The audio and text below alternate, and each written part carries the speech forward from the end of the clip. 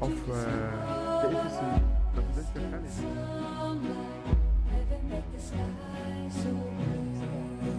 Time away he gets now. He wants 20,000.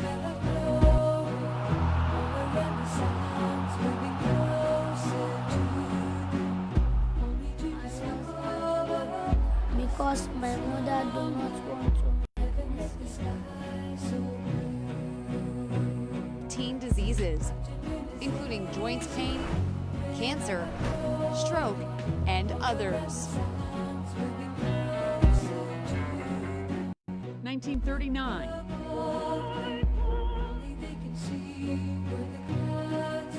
Is the mastermind behind AYV Miss University. So, Mr. Nabo, are you enjoying yourself? Yeah, absolutely. And what do you look forward to? All right, welcome back. You're watching Wake Up Sierra Leone in other African countries, and we can see that the state and state. Wake Up Sierra Leone, Monday to Friday, 8 a.m., only on AYV.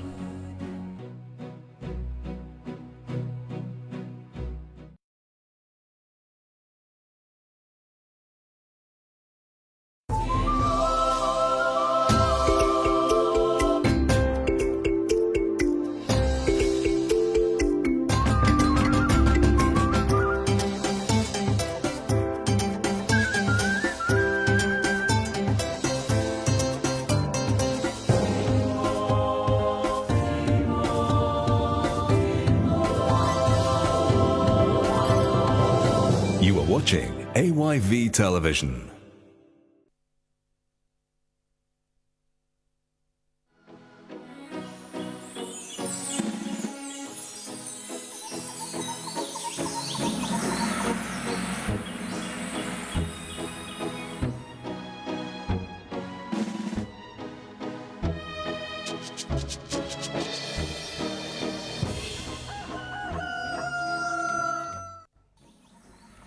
Right, good morning. Good morning. Right. Good morning. Beautiful morning out there. Thank you for tuning in. This is Wake Up Sierra Leone on AYV Television. Samuel, good morning to you. Good morning to you, Anthony. How are you? Oh, I'm doing well. How are you this morning? I'm not sure. I haven't had my cup of tea, so I'm winning this morning. I'm winning. I actually told the producer. Yes, I told him not to give you a cup of tea so that we can have a level playing field this morning. I'm not sure that's gonna pan out well. Well, we wait and see. But anyway, I've been following up on the Ebola case because, as you know, I might be suffering from post-traumatic stress from Ebola virus in Sierra Leone. But it turns out the patient who had tested positive sometime in August, I think in the middle of August, is now tested negative following further investigations in France, and over I think about 140 of the contacts traced also have not shown any symptoms of Ebola. It's interesting. It still speaks to, our health condition, our health situation, our health status in Africa. But Ebola, I can only imagine that we're struggling with COVID and news broke out that I don't know, Samuel. I don't know if I should feel relieved or I should give it a bit of time for them to confirm further whether, she's negative. She's not, there's no anyway, Ebola. There's no Ebola. Anyway, I think I'm a little bit happy to hear the news because it would have been a total disaster if we'd be battling, Ebola. Especially with the news again of Marburg in Guinea and all of that. It's just too much. It's just too much. I don't even want to think about it, Samuel. Quite, an interesting episode in Africa. Another episode basically has to do with the female president of Tanzania. Yesterday, the main opposition leader appeared in court. He's been charged with terrorism financing, conspiracy. Things like that. He was arrested with some other top officials of his party. And his first appearance was yesterday, apparently. Oh, well... and he was arrested in July. of 20. So July has he 21. been in detention? I haven't Yes. been following him. Yes, he has. He has always wow. been behind bars. He has been As we incarcerated. said yesterday when we opened the program, it's always interesting to see people in authority, political leaders, politicians who, you know, end up facing justice. But we await investigations because sometimes when you look at these issues, they might be politically motivated. Exactly. And the government in Tanzania needs to be very careful since they're dealing with an opposition leader. That's the claim, that the move is politically motivated. So we just hope that the judiciary would prove otherwise in Tanzania, because that speaks to democracy and good governance. Right. We wait and see, but thank you for tuning in. This is Wake Up Sierra Leone on AYV Television, and my name is Antonia Howard. All right, my name is Samuel Wise Bangura, saying many thanks for joining us, and we are broadcasting live from the top of Tower Hill in the heart of beautiful Freetown, where our studios is located. Right, and you can also watch us live on Facebook. You can share your thoughts and comments with us right there on the Africa Young Voices Media Empire Facebook page. But before we get into what's coming up in today's edition of Wake Up Sierra Leone, let's take a quick break so that Samuel and I can have a seat and brief you on what's coming up. Stay tuned.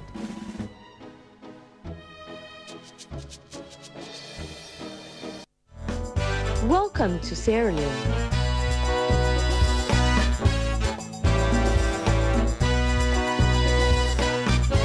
No, the real Sierra Leone. Today's Sierra Leone.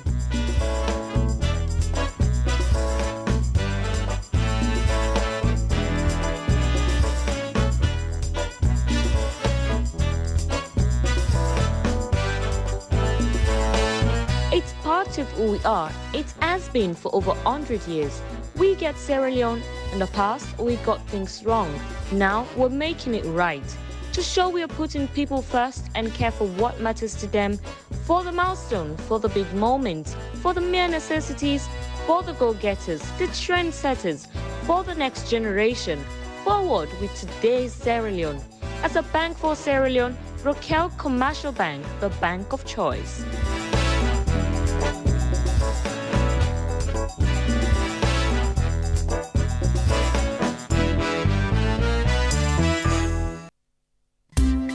Here's how to avoid bringing COVID-19 into your homes. Wear long sleeves before leaving your house. Avoid wearing rings, bracelet or earrings, considering them as support for the virus. Limit public transportation as much as possible. Don't touch your face until you have washed your hands. At the supermarket, take a maximum safety distance of 1.50 meters. Use electronic payments. Arriving at home, take off your shoes. Clean your phone. Take off your clothes and wash them. Wash your hands with soap and water for 20 seconds and put all your shopping bags aside for 3 to 4 hours. Clean them and put them away. Get all your breaking, factual and balanced local and international news from AYV Direct to your mobile phone via SMS. To subscribe on AfriCell, send star to 298 and stay connected for only 300 leones per day. Welcome to Sierra Leone.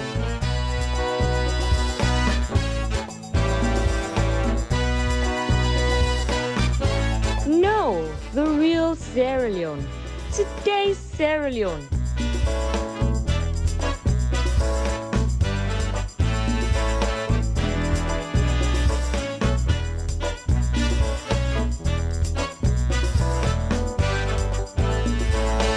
It's part of who we are. It has been for over 100 years.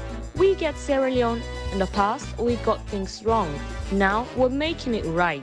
To show we are putting people first and care for what matters to them, for the milestone, for the big moments, for the mere necessities, for the go-getters, the trendsetters, for the next generation. Forward with today's Sierra Leone. As a bank for Sierra Leone, Rokel Commercial Bank, the bank of choice.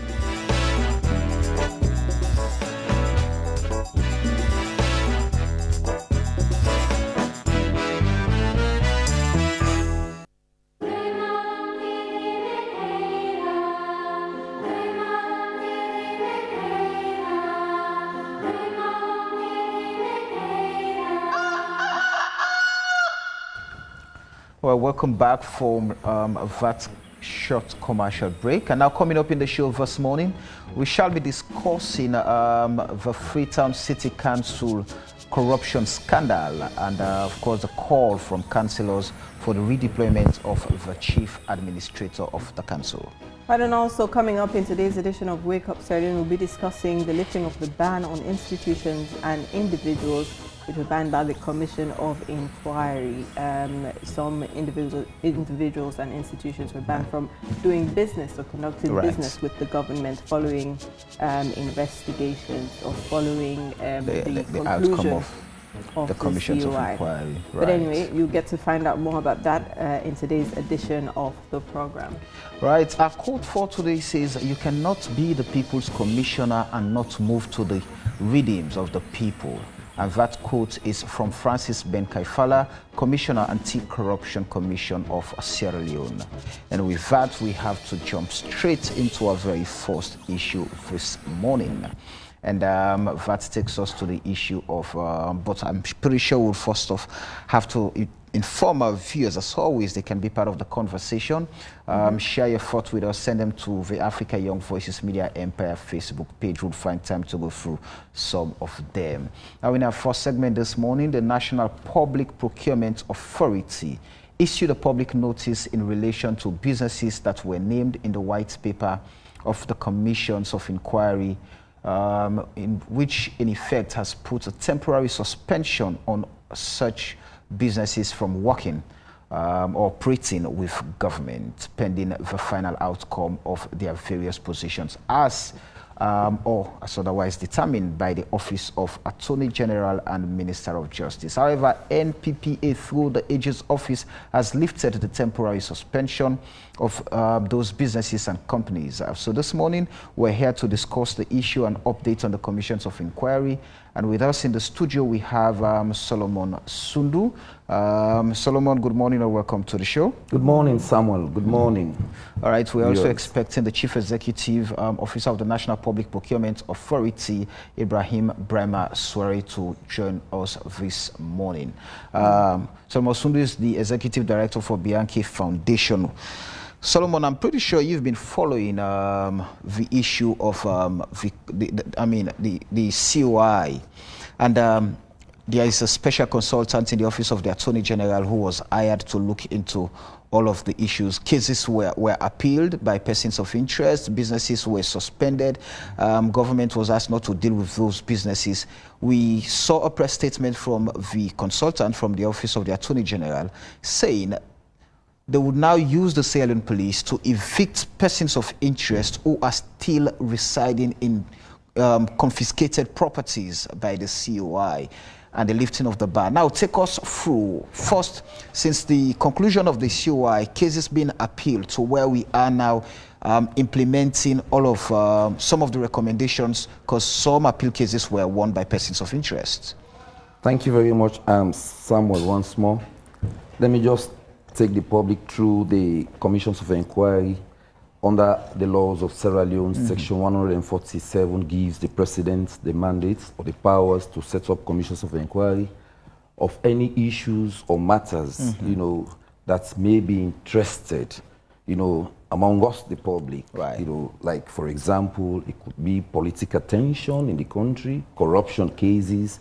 It could be, you know, misunderstanding between ministries, departments, and agencies, say violence, or within the country. So we see how this administration, when they came in, they set up commissions of inquiry based on what the, you know, auditors generals were giving, misappropriation of public funds, misuse of power, and the likes. You know, after the setting of the commissions of inquiry, we saw the outcomes. Recommendations were made by the commissions of inquiry, but again, sent to the president, and white paper comes out with recommendations. With these recommendations, the POI, that is to say the persons of interest, appeal against some of these recommendations. They went to the appeal court, and we now have 110 appeals as we speak. Right. Among these 110 appeals, we have, 40 or more than 40 cases we are looked into. And among these cases, we have, 6 uphold.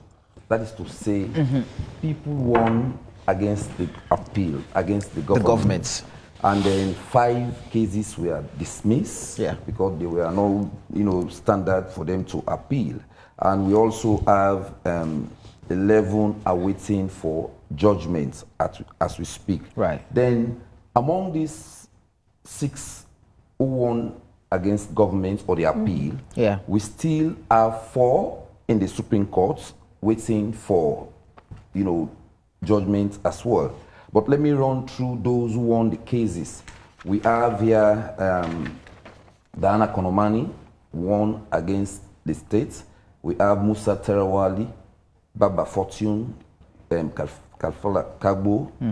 We have Dennis Vandi. Smart Company. They won against the government. But again, the government appeal against some of these cases. 4 cases as we speak. Diana Konomani, the government, appeal against. Then we have again Smart, the government's appeal against some of these cases. Then you see again where in some of these people who lost or won among this list I've named, they also appeal against governments. So you see, that's what we want. But again, as you spoke of those who bans were placed on, it was not the commissions of inquiry, but because some of these business houses, they have lineage with, some of these. These were businesses that were dealing with government officials, so the Attorney General's office placed ban on those businesses.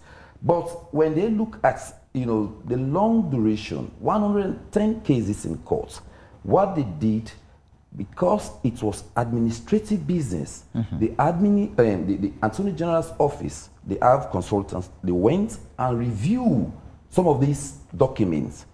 Those who write to the Attorney General's, they lifted the ban, and they are right to do so, because you cannot hold on to somebody's business and that person, are waiting for judgments. Look, the government has won cases and is now appealing. Then people who won against, so how can we wait and see those businesses collapsing? So that is why the Attorney General. Can I quickly take you back? Yes. Just a minute to just put context to the conversation. Going back to the commissions of inquiry, the conclusions, basically they carried the power of the High Court, the COIs. The decisions that were made, they carried the power of the High Court, and so they were binding. Persons of interest appealed, and some won. Now, remember when the commissions were set up, they were tagged as political witch hunt tools against opposition politicians and a way of killing opposition politicians. Exactly. And we've seen where some of those persons of interest who were found wanting by the commissions of inquiry, they've appealed. Some of them have won against the state. But if you look at those who've won against the state, again, you have some critics who are now saying these are people who have close allies or who are buddies to the current system. They were seen as persons of interest, they were seen as opposition politicians, but they have very good, or they are in bed with the current system. The likes of Musa Tarali, for example, is one of those who is said to be, a pal of the current regime. Diana Konomani was again, one of those who is seen as, playing mild and playing sweet politics and all of that. So, does that go to show that the system that was set up leading to the appeal cases, the system was one that was looking at justice and accountability? For me, if you ask my opinion, just like what you are doing, I would say this is what some of us we are yearning for. Right. Where, the language used, which hunting against opposition, That is what we are campaigning against, that we don't want that. Even the appeal, people should be allowed to appeal against most of the decision taken, whether it was from the white people or not. And we saw again the court. When you go to the court, Samuel, I would categorically say, for me, I am saying justice. Because, like for example, Diana, everybody knows that Diana, she's one of the most strong women in the APC. And she's not only a strong woman, she's carrying a big title in the Eastern region. Right. Chairperson for the entire Eastern region. So for me, yes, what would you say about Musa Terawali? Musa Terawali was with the then administration under Berewa. He served under Ernest Baikroma as minister. Right. And people were saying these were the ones sabotaging the Berewa administration or the Pakaba administration. Right. But he works for Ernest Baikroma. He was minister appointed in the East. You saw the positions. Right.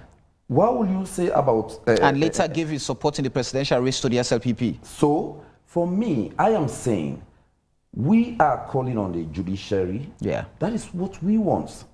Divulge yourself from politicking. Even though some will say, who appointed the Chief Justice? But we are saying the independence should be. And when you go to that court, for me, I've seen where the judges, like for example, I will give you a scenario of Givao. He was, for the other side, the opposition, right, about securing properties. When I look at the judges, right, the way Honorable, he's watching and he knows exactly what they tell him in that court. They said you should not be the one to stand for some of these people. Who told him that? Justice Commander was there. Just the other... so a lawyer was told not to practice his trade. Exactly. Not to practice some of these bad things. Well, his trade. The merit. So for me, I am saying, let us carry on with some of these things, and the civil society is there to really bring out. Civil society, the media, journalists, that is our role. When people ask of nation building, we all should come together, bring out some of this gray area, and it's working. For me, it will take time, as we are saying. But for me, these cases, and there are some high-profile cases which will come up soon because the court is now in recess. We talk of the former president, and it's by Kroma case will come up. We talk of Dr. Samura Kamara case will come up. We talk of Paulo Conte. These are the high-profile cases that will soon come up after the recess. Now, when we talk again about confiscation of properties, we have up to 4 names here. Please go through them. Service, they have served them notice, and this notice have been gazetted, just like what you mentioned, these properties, like Momo Contest properties, now is under the state. Right. Leone Balogun Kuroma, former Minister of Transport. Exactly. Mr. Michael Uba, doctor. The late man, former man. Minister of Education. We have Abdoulaye Ignozi Kuroma, the former Deputy Minister of Mines and Mineral Resources. Then we have this Tofik. You understand? Yeah. So these were the properties. Now the state, some of these, as you said, these properties, the keys, as we speak, some of these keys have not yet been handed over to the Attorney General, but they are still using the law. So now they're saying they now have to use the police to get them out of those houses because those properties now belong to the state. And that's what they are saying. And even the recovery, that is what they are saying. They will now use the law to possess some of this property. Even the recovery.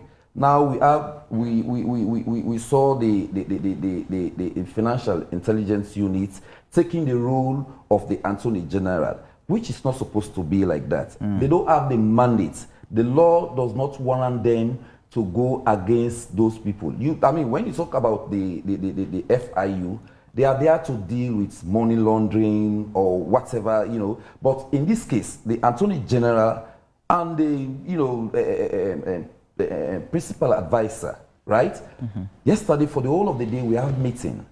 When I go to them, sitting down, taking notes of some of these things, I asked them, Why can't you use your own office, you understand, to, recover some of this money? They said, this was the mistake.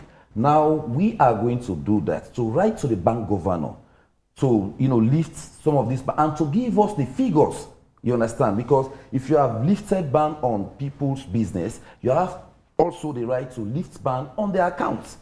So that is currently happening, and I'm sure... But, as you mentioned, some of these businesses and individuals have not actually gone through the trial to be, exonerated.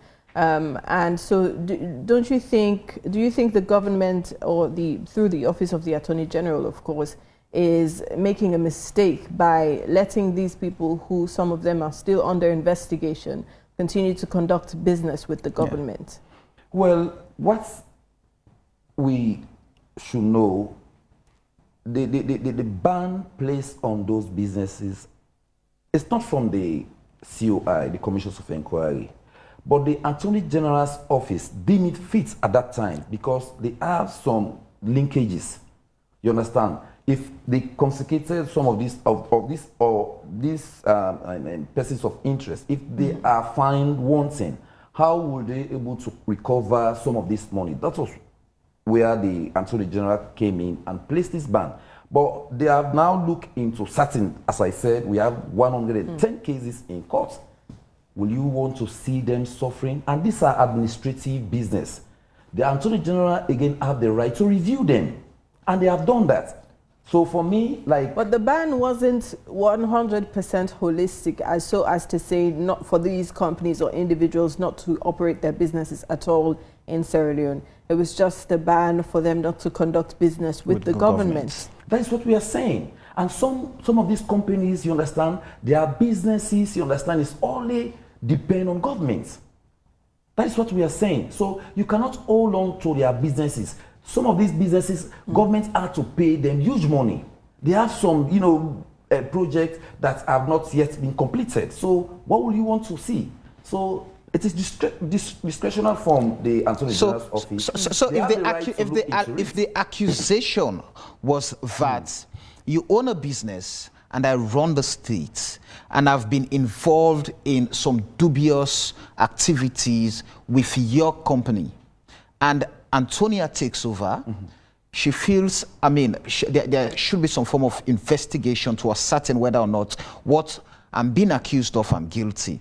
Is it not prudent enough to still hold on to that decision until at the end of the day, the appeals court comes out with a decision to either convict or exonerate me or you, so that, and then you can continue doing business with Antonia? Is that not just prudent enough to just save the state? What if at the end of the day, these businesses are found wanting or are convicted by the appeals court as already done by the commissions of inquiry? Again, I will say to you, Samuel, this decision taken, right, is administrative decision. Right. From the Attorney General's office. Which has some legal implications. And that is why, you understand, some of these business-owned houses, they wrote and they have reviewed their documents. They knew that, some of these businesses have no linkages, with investigation, as you said. Investigation have been made or done on them. Now, the Attorney General have the right to review, and he has done it. And they are Sierra Leoneans. If they have not found one thing, what will you want? For them to be punished? You understand? So for me, what the Attorney General did, I think that was the right thing. And for the MPPA, you understand, in law, they did the right thing to, lift up bans on those businesses. Well, let's welcome into the studio Francis Bayer, the Director of Legal and Corporate Affairs for the National Public Procurement Authority. Good morning to you. Good morning, AYV. Right. This conversation basically is based off of the notice from NPPA stating that you would resume doing business, or rather the ban has been lifted on certain individuals and companies who were persons of interest in the COI, white paper. Right. From your point of view, with the Attorney General's decision to lift the ban on these companies and individuals, does it make sense to you? Yes, it makes sense because the Office of the Attorney General Minister of Justice is the principal legal advisor to the government of Sierra Leone. And so it has a principal responsibility to implement the recommendations of a commission of inquiry. You will recall that those persons of interest whose name appear on the white paper have issues to settle with the government of Sierra Leone in various ways. And they have the option to engage the Office of the Attorney General Minister of Justice to clear their name, all the issues that were named against them, or appeal against the decision of the Commission of Inquiry. The decision of the Commission of Inquiry is equated to the decision of a high court. That is why when there is an adverse finding against you in respect of the Commission of Inquiry, you need to appeal to the Court of Appeal to overturn that decision, or you engage the Office of the Attorney General Minister of Justice. That is why the Office of the Attorney General Minister of Justice cleared those businesses that we suspended temporarily, because we have a caveat in the public notice that we released last year. Mind you, we are the principal advisor to government on all procurement-related issues pursuant to the provisions of the Public Procurement Act 2016. And so when we liaised with the Office of the Attorney General Minister of Justice, they thought it fit that once they clear any issue with those whose names have appeared on the Commission of Inquiry, as far as procurement is concerned, they should liaise with us. And that is why we issue out this latest public notice lifting the suspension on those 4 businesses that are clear through the Ministry of Justice. But now in your press statement, it states that these individuals and companies are now permitted to do business with the government. Right. And some of them, perhaps most all of them, are directly linked to doing business with the NPPA. Now, are you at all cautious, given that these persons were named in the COI and are persons of interest and were or are being investigated? Well, the Commissions of Inquiry is an investigation, an inquiry into activities of conduct. Mind you, these businesses, their names appear in the Commission of Inquiry, the White Paper report, for various reasons. Some were awarded contract on fictitious documents by procuring entity. Some has conflict of interest in the award of the business. Some secure loan from the Sierra Leone Commercial Bank to execute a procurement activity, and they never repaid those loans. Now, some contracts were awarded to them, they never executed those contracts. So that is why in the report, the recommendation was made that the contract sum that was awarded to these businesses should be refunded to the government. Because if due process was not followed and the contract was awarded to you, then you have disadvantaged those who are doing genuine businesses. So those are the several issues that we are surrounding those whose names appear on the Commission of Inquiry. And so an investigation was done. They have the opportunity at that time for the 3 commissions of inquiry to go and clear their name. They may have gone there, but the commissioners were not satisfied that the reasons they gave were justifiable. That is why their name appear on the white paper. Let me take you back. There were concerns. I mean, when the commissions were being set up, there were concerns about the legality of the commissions, especially when lawyers were advancing arguments that there was the absence of the rules of court committee. And that goes back to saying the commissions of inquiry, they had the power of the High Court. So they should use, I mean, the rules of court committee in the High Courts. So when we discuss around the decision of the commissions of inquiry, are they just mere recommendations left with the government whether or not they should implement, or are they binding until after the appeal cases are being won? I'm just a little confused. No, they are binding. Right. That is why before a commission of inquiry is set up, I don't really want to go into the nitty-gritty of the legality of that. That has been discussed in several fora. And I am not the spokesman for the Office of the Attorney General Minister of Justice, but I believe as a lawyer that the Commission of Inquiry has legal binding, and it was legally constituted by statutory instrument. Why I asked, forgive me, why I asked is because we're saying I mean, those persons of interest who were found wanting by the commissions of inquiry, the decision of the commissions of inquiry are recommendations. Are they just mere recommendations? They are recommendations, and those recommendations should be implemented by the Office of the Attorney General, Minister of Justice. That is why those decisions, as stated earlier, are equated to the decision of the High Court. That is why if you are dissatisfied with the adverse finding against you from the Commission of Inquiry, your option is the Court of Appeal, not the High Court, because the Court of Appeal is where you lay your appeal if you are dissatisfied with a certain decision. It's a superior court to that of the High Court. It's a superior court. So let's go back to Antonia's question, whether or not the decision to lift the ban makes sense at all. And now, yes. If you look at the statement, it's saying they are permitted to do business and to either resume their previous businesses with the government. So isn't that worrying? That's the question. Isn't that worrying when these guys still have a case to answer to the state? Because you just mentioned that some of these individuals or businesses had issues with conflict of interest. There were several reasons. Several issues, yes. Yes, for which they were named in the COI white paper. So doesn't this raise a red flag? Doesn't this alarm you? Especially when the appeals court has not cleared them off. Go ahead. No, there are options, right? Which are? You either engage the Office of the Attorney General by way of settlement, because there are some who will approach the Office of the Attorney General, Minister of Justice, and pay the contract sum that has settled the case. It is which in essence, they were guilty of the crime accused. Sure. And then we're still going to do business with those if you make settlement, if you make settlement that this is a decision against you, and you go and negotiate and make a settlement, if it is financial settlement or whatever settlement, then you've accepted the recommendation of the Commission of Inquiry. So that is another option rather than going to the Court of Appeal. So the question now is, that means if I'm being accused of stealing this food, for example, and I come to you, we settle it, I agree that, I stole the phone, but I'm going to pay, and I pay.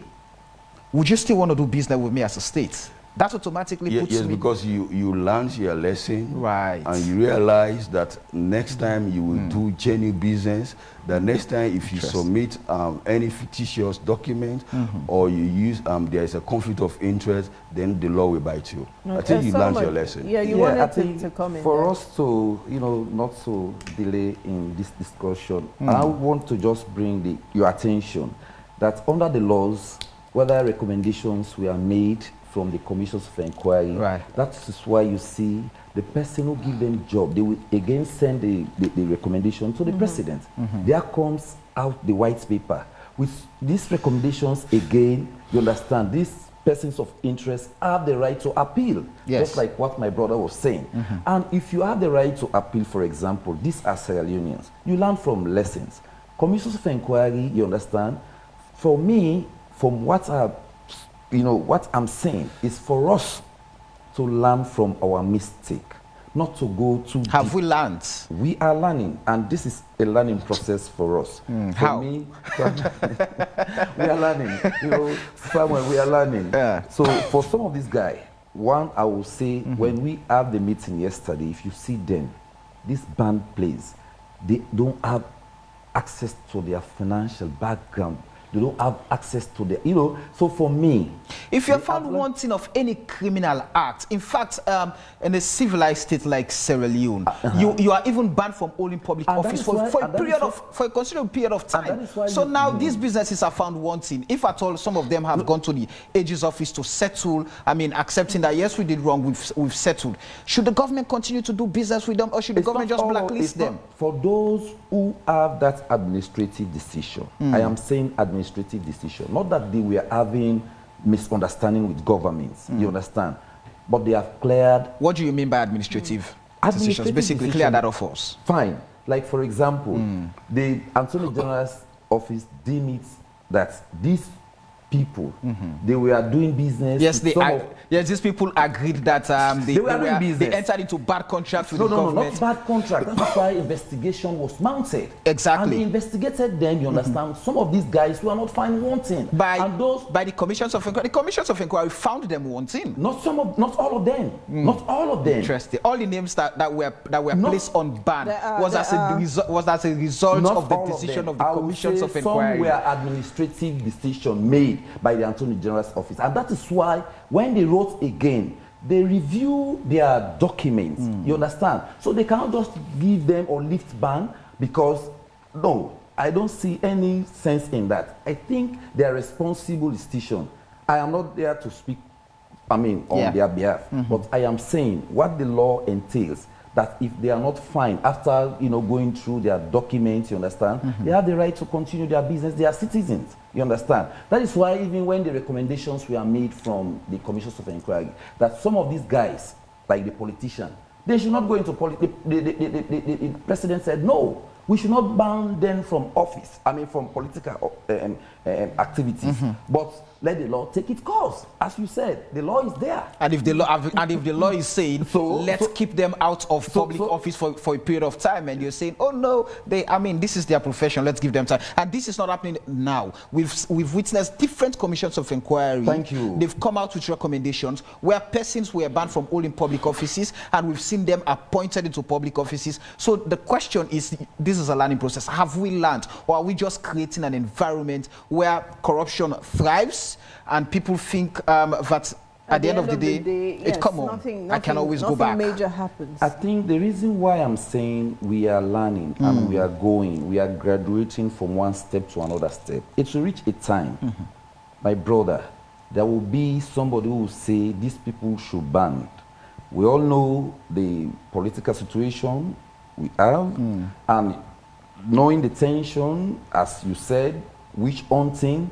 That is why the president, I am not here as a spokesperson. That is why he deemed it fit to say, I am not going to place ban on them. Let the law take its course. And we have the anti-corruption wing. You understand? You see what they are doing. In fact, they are now going on recovery. Instead of taking the law, if you have the way to settle, you settle. So for me, it will reach a time somebody will come and say, these people should be banned in office. That I believe. So as I said, we are learning. We are not there yet, but we'll be there one day. All right, but what does this say?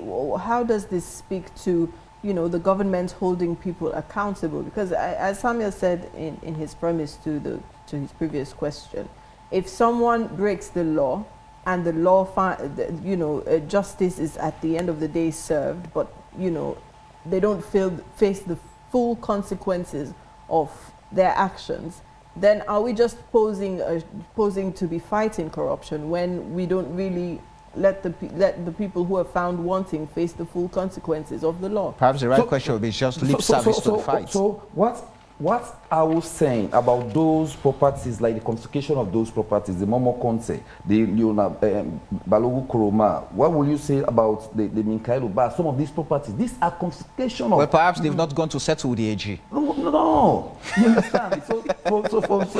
So for me, you understand, that's the decision taken. You understand? Whether they went for appeal, they failed the appeal, and they lost the appeal. And if you lost the appeal, you understand, obviously, if the states have the rights, they will take possession of the property. So for me, we are getting there gradually, Samuel. All right. Let me ask the question to Francis. Where do you now draw confidence, trust in dealing with those businesses and individuals who've perhaps gone to the AC, where we do this thing, but also will they pay? Now we don't pay, go clearance, now go back and work with the government. And the government said, okay, that's fine, you've paid, continue working with us. Where do you draw confidence and trust in? Because what you do, it's also a form of fighting corruption, the National Public Procurement Authority. Right. Now, we believe in the legal wisdom of the Office of the Attorney General, Minister of Justice.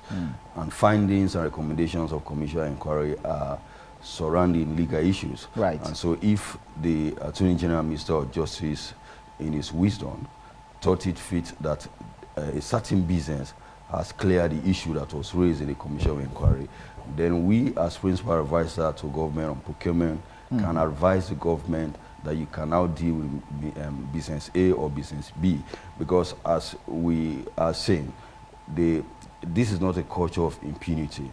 For the fact that settlement has been reached, that settlement could be financial settlement, it could be any other settlement. That means punishment has been meted, and the business or the individual whose name appear on that recommendation must have learned some lesson. And I believe going further, he will not repeat what he did which warranted his name to appear on the Commission of Inquiry or any other investigation by the ACC or the Audit Service. That is why we have the confidence that government can now continue to do business with those entities whose name has been clear. Who are deemed to be criminal. Well, according to the COI, not my words. Because, I mean, corruption cases are criminal cases, all of them, according to law. Well, for some, it could not have been criminal. It could have been negligent, right? And so negligence is what might have caused you to commit the crime. Negligence, ignorance, these are all it could be things recklessness in the first place. That right? caused you to commit the crime. Where if you are being reckless, that you did not take steps, right? You did not take conscious effort to do business with government. And now we believe that they've learned the lesson and they will now take conscious effort to do business with government. And we are here to sanitize the public procurement landscape. And we believe if, for example, you were awarded a contract and you did not perform that contract, some of the recommendation would be that you implement that contract or you execute that contract. And so it is not a culture of impunity that have been instituted. Some form of punishment has been meted and some lessons has been learned. All right. Well, let's take some text messages from our viewers on Facebook. So we have so many text messages that I'm going to struggle to go through. Some are political and I would want to skip them. Bosele is saying setting up commissions of inquiry is good for any government that comes to power to investigate the past government. But the way and manner how this current government handled the past inquiry is not good for the past government, because the current president started calling opposition party members as thieves before they concluded the inquiry. That means they have already indicted and convicted them before the conclusion. It shows which aunt from Bosele at Duazak. One would have to be blind and living in Netherlands not to have been aware of the rampant corruption that was going on. It was very obvious, and Wells is saying, I thought the Attorney General is the lawyer for the people of Sierra Leone, the legal advocate of the public in the government. Isn't it his job? Frederick Thomas is asking. Corruption is rife in every sector of our governance architecture. I must say, the act of corruption is not only noticed by people with all senses, but visually impaired could identify even prescribed remedies to curtail its existence. 3 more messages. Good morning, AYV. Are you aware of the... yes, we're aware and we're working on fixing it. Yeah, thank you very much. So the state is giving people who have defrauded the people a second chance instead of banning them. Wow. Asan Mansotumbe is saying... And as Kamalu Bangra is saying, Samuel, you're right, they must be blacklisted, all those businesses. And the final message is Samuel's example, you stole my phone and accepted that you stole, then agrees to pay for it. And yet, Mr. NPPA is telling us they will still continue to do business with the thieves. This implies that you will connive with the thieves to con somebody else. Interesting. That's from Liki El Shabazz. I think the final message from Eddie Grant, please. This is what I hate to hear in his wisdom. Do we really have politicians with integrity and wisdom? If yes, why is the country still in stagnation? Okay. All right. Well, with that, we'll take a quick break from Wake Up Sierra Leone, just to breathe, and then we'll come back and you can have a chance to respond to the questions. Stay tuned. We'll be back.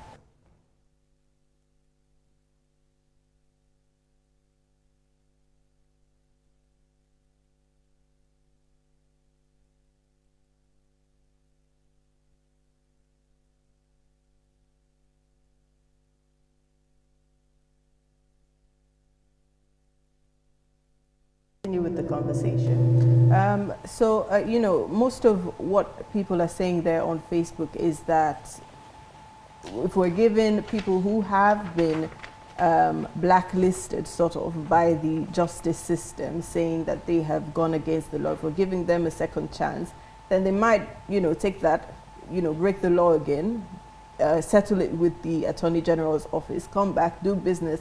So are we creating a situation where we don't really have a strong arm when it comes to companies or individuals who are doing business, directly doing business with the government? I don't think so. I will give you a vivid example of yesterday. As I said yesterday, I was with the principal advisor, with his team, and most of these persons of interest, I will say I will not sit here and speak for them. They are human beings, but I am saying there is no way for that office to look at the law and twist it in the convenience because somebody is attached or have linkage with political party or not. One thing I will say to this administration, whatever they are doing is a learning process now for them. That, we have done this. If we are off from our seats, somebody else will come and do the same thing to us. I will still say there will be a time somebody will come, all what we are saying here, they will take the bull by its own. So we are in the democratic process. And it is us again who say, oh, why are we taking this kind of draconian decision against some of these citizens? We are in the democratic space. We have to give people chance. Let them appeal against whatever alleged. And mark you, these were alleged issues. If you have went through the process, but Sundufu, that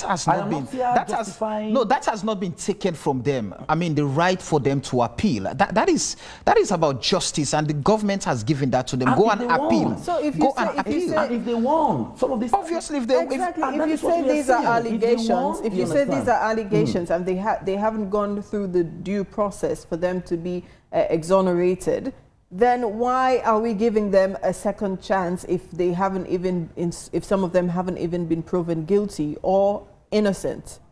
And that is what the law said. Allow the person to express, you understand? Allow the due process to take its course. And it's not allegation anymore. They are not innocent anymore according to law, because a commission carrying the power of the High Court has ruled that they are guilty. So they're just appealing that decision. No, so it's not mere allegation. The commissions find out and made recommendations. The commission carries the power of the High Court. And so to speak, it's the decision of the High Court. No, white paper comes in.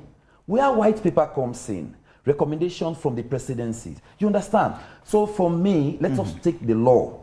This is our law, and that is what we are saying. Let us all galvanize to see it done, that our constitution should be reviewed. Because these are the lacunas in our law as we speak.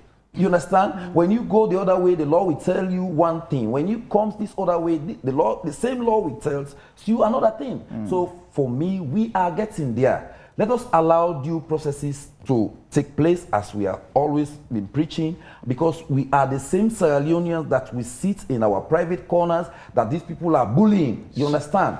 And for me, that is what we are saying. We should avoid bullying. Let's get it clear. Let's get it clear.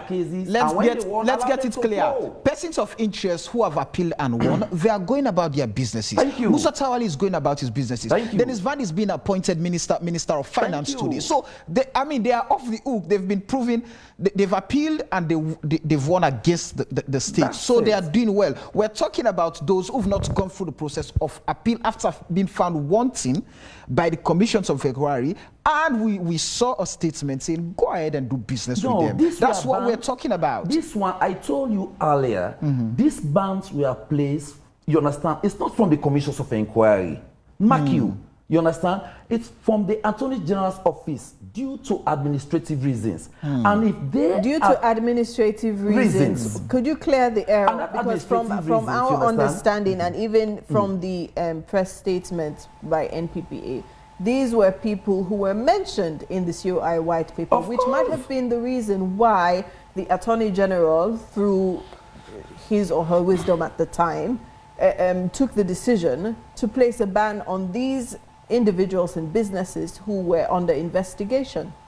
If these people were alleged that they have been doing X, Y, and Z with the government, that's why they said investigations. We have gone through that. We have passed that. And it's left with the Attorney Generals again. That is why some of these people wrote again to the Attorney Generals. They reviewed their documents. You understand? And I don't think, for me, what I saw yesterday with the principal advisor to the Attorney General, you understand? And for all the experiences, professionals I saw, Some of these questions were raised, and I raised some of these questions. They said you will be the same people, this same civil society going around that they are doing this, taking the law, and this is what we don't want to see. You understand? I will not tell you behind the scene the questions that some of us asked, what I asked yesterday. They are watching, and they knew most of these questions coming up. But I will say again, let us allow due processes. That would be my advice.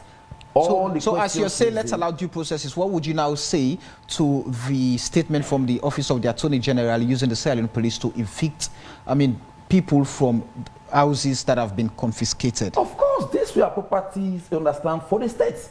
If these properties were now under the state and people want to make claim, you understand, the states have the right to go and, or evict them or take whatever actions. And that is the due process. And that is the due process. Right. Let's bring in Francis. Francis, in all of these, the NPPA plays a very crucial and critical role to saving billions of our leons.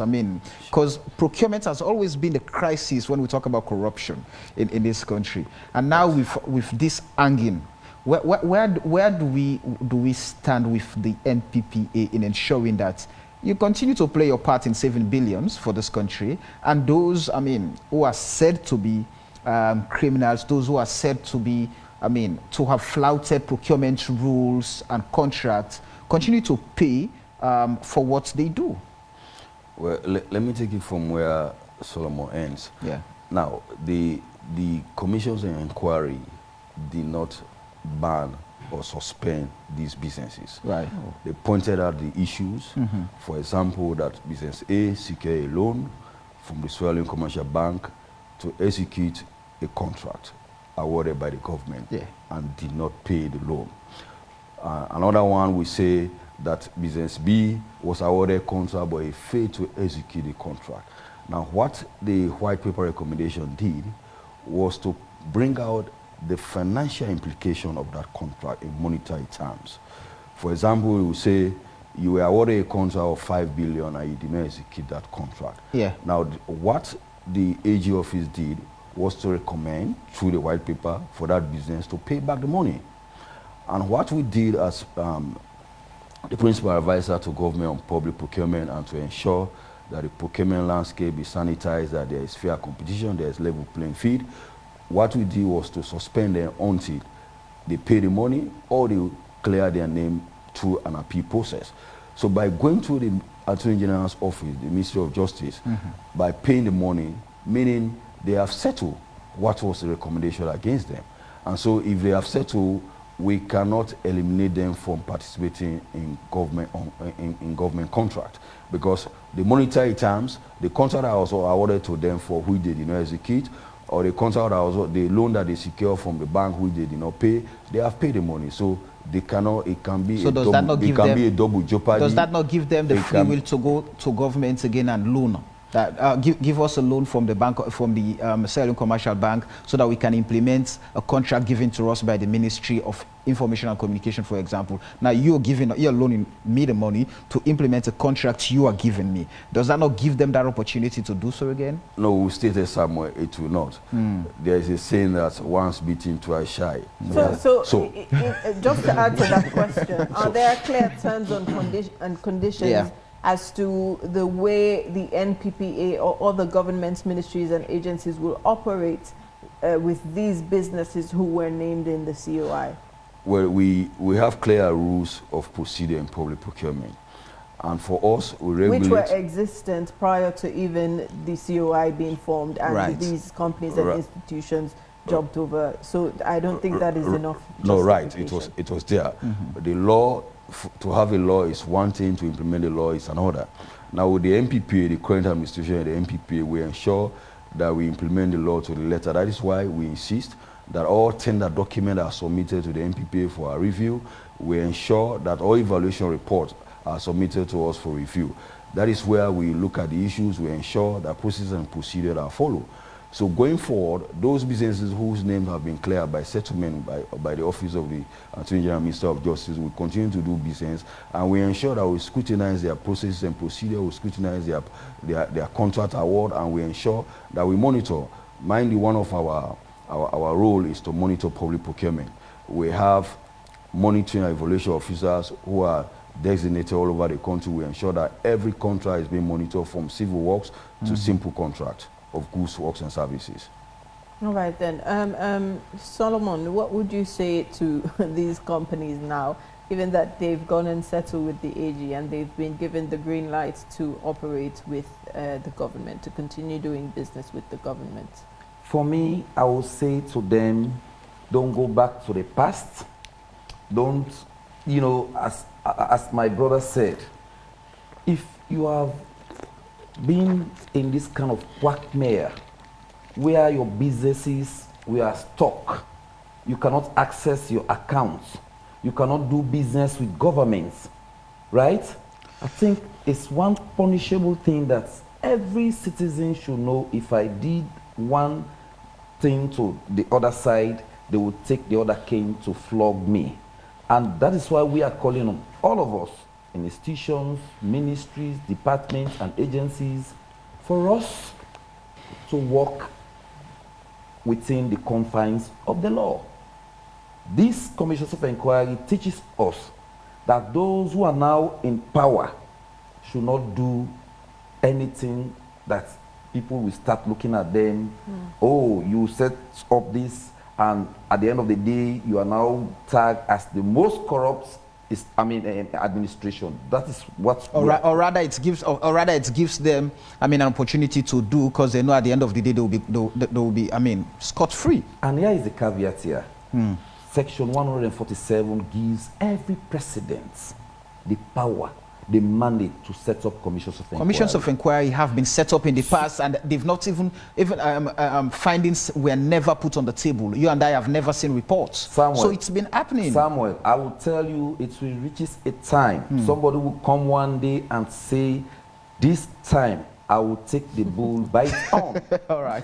All right, well, thank you very much for being a part of the program this morning. Thank you to Solomon Sundu and Francis from the NPPA. This is Wake Up Sierra Leone. It's 9 o'clock in our studios now. We're taking a summary of the news and we'll be back. Stay tuned.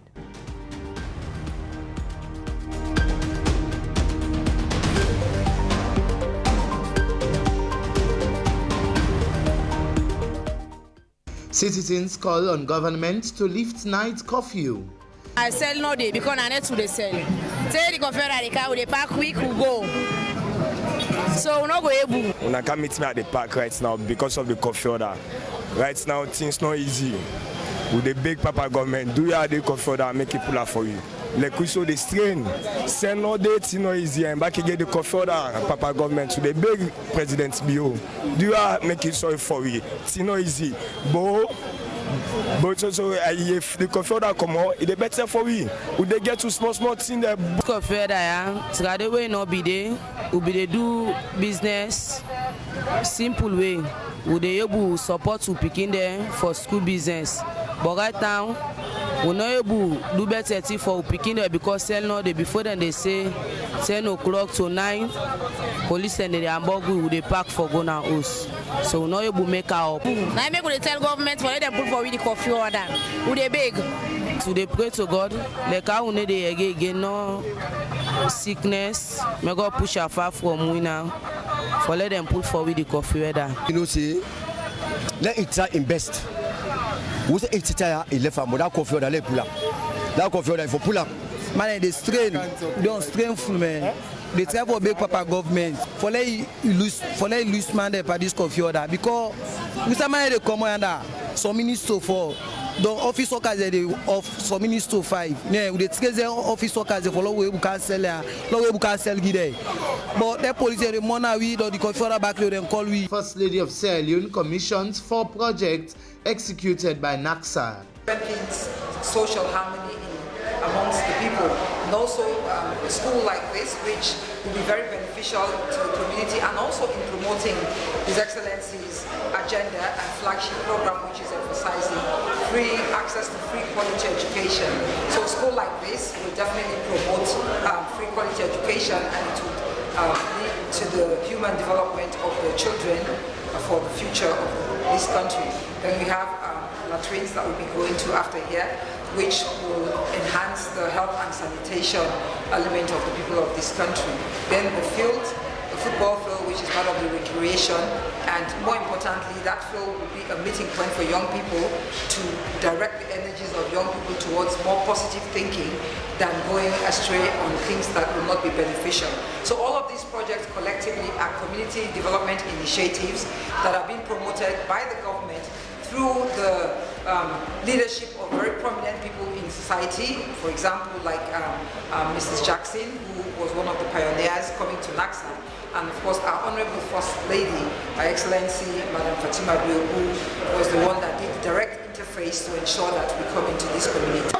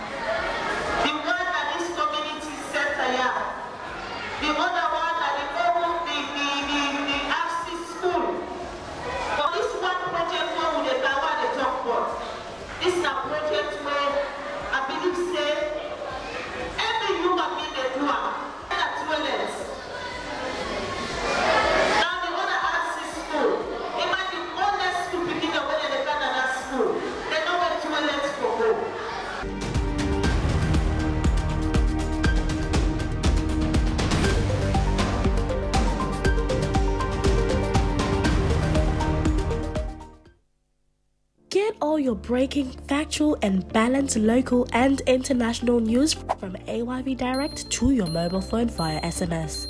To subscribe on AfriCell, send star to 298 and stay connected for only 300 leones per day. Here's how to avoid bringing COVID-19 into your homes. Wear long sleeves before leaving your house.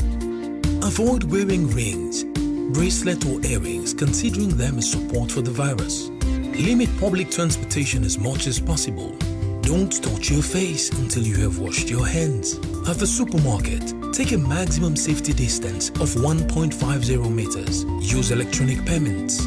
Arriving at home, take off your shoes. Clean your phone. Take off your clothes and wash them. Wash your hands with soap and water for 20 seconds and put all your shopping bags aside for 3 to 4 hours. Clean them and put them away.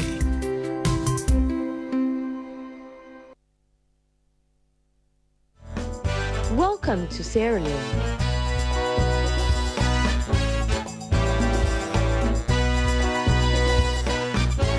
No, the real Sierra Leone. Today's Sierra Leone.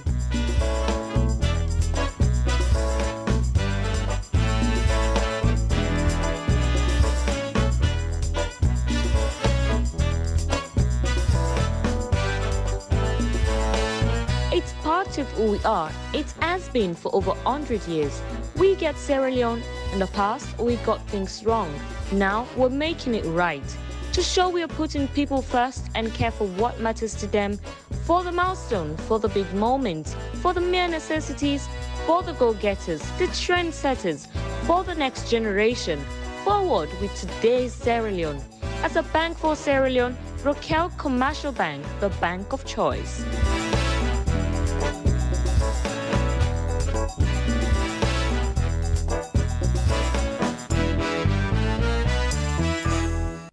Get all your breaking, factual and balanced local and international news from AYV Direct to your mobile phone via SMS.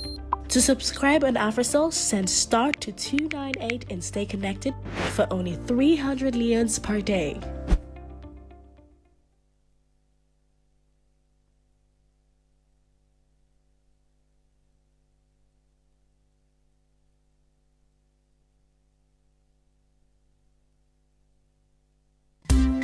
Here's how to avoid bringing COVID-19 into your homes. Wear long sleeves before leaving your house. Avoid wearing rings, bracelet or earrings, considering them as support for the virus. Limit public transportation as much as possible. Don't touch your face until you have washed your hands. At the supermarket, take a maximum safety distance of 1.50 meters. Use electronic payments. Arriving at home, take off your shoes. Clean your phone. Take off your clothes and wash them. Wash your hands with soap and water for 20 seconds. And put all your shopping bags aside for 3 to 4 hours. Clean them and put them away.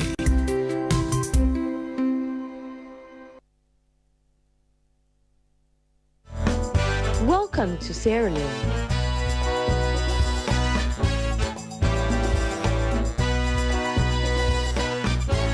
No, the real Sierra Leone.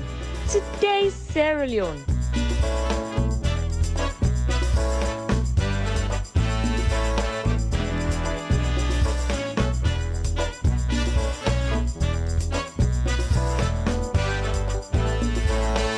It's part of who we are. It has been for over 100 years. We get Sierra Leone.